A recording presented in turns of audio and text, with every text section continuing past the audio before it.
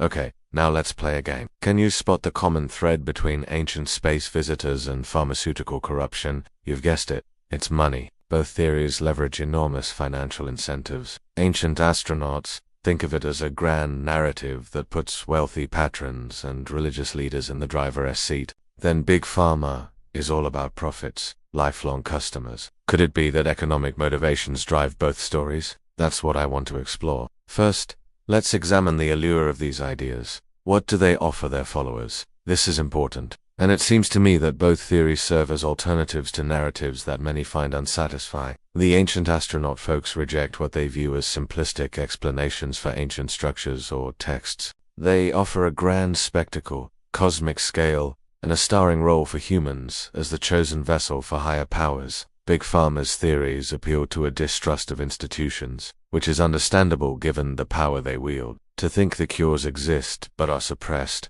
that's enticing because it points to a solution within reach, held back only by greed. What about their structure? Each has this appealing circular logic. Ancient astronauts propose that ancient texts describe aliens, so aliens must have visited. Big Pharma claims drugs are underdosed or cures are ignored because profit is better, proving that pharma companies care more about money than cures. They both work like this. Observation leads to conclusion, and that conclusion backs up the initial idea. Now, is there a way to gauge the appeal of these ideas based on their popularity? Well, some indicators suggest that both ideas resonate significantly. Claims of missing persons near berry bushes have appeared in numerous places, including articles with millions of views online. The ancient astronaut theory, that's everywhere. But interestingly, even academics give it some airtime. I think what's driving the intrigue is the blend of ancient mysteries with sci-fi. Who wouldn't want to think gods might be aliens? And then there's Big Pharma, and it's hard to find solid numbers, but the anti-vax movement,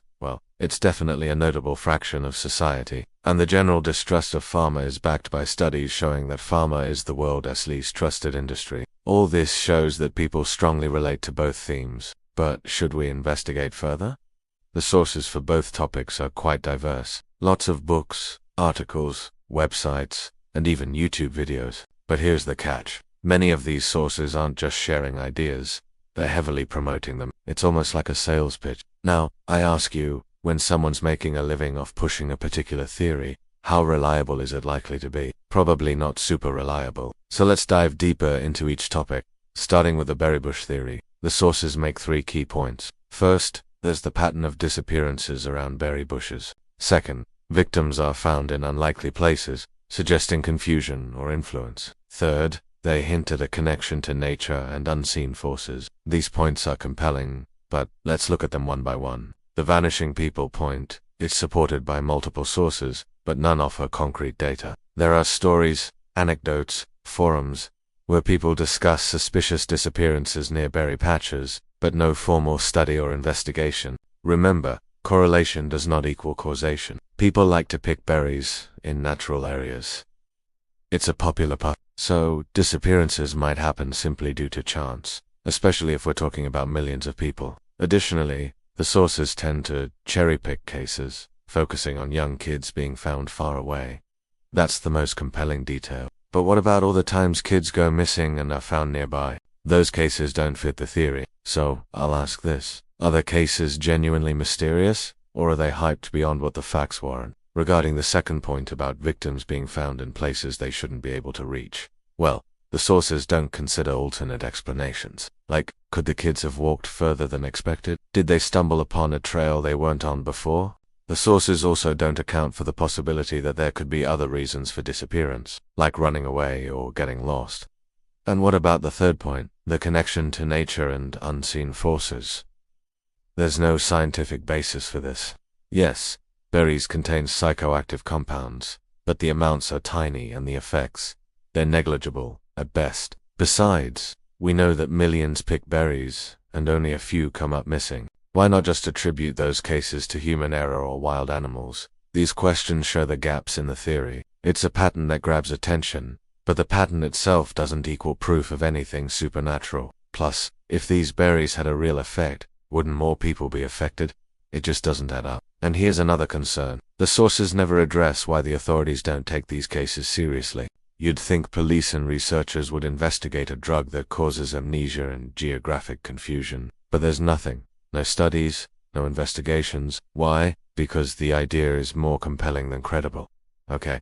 Next, the ancient astronaut theory. The sources argue that ancient texts describe extraterrestrials, so aliens must have visited. They highlight three main elements: translations, archaeological finds, and changes in the landscape. First, let's tackle the translations. Our sources say passages in old texts that sound divine are actually records of alien contact. This is a bold claim. Remember, interpreting ancient texts is complex. Scholars spend years studying languages, cultures, and historical contexts, but the sources ignore this complexity, often offering interpretations that fit their narrative without considering other possibilities. Plus, if we start accepting every ancient astronaut claim, we're left with a bunch of contradictions. Genesis says lots of offspring resulted from the unions between gods and humans. But look at David. According to the Bible, David was from a long line of kings. He didn't start a new race of giants, implying that the Nephilim weren't his ancestors. How does that fit with the whole genetic experiment thing?